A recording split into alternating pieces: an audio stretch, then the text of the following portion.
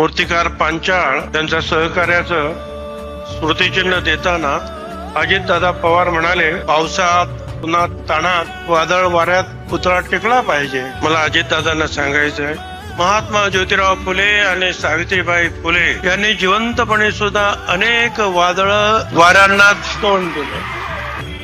त्यांच्या मृत्यूनंतर सुद्धा त्यांच्या विचारांना अनेक वादळांनी टक्कर दिली, पण विचार खुंटले नाही. तसाच हा पुतळा सुद्धा अतिशय मजबूत पायावर उभा आहे.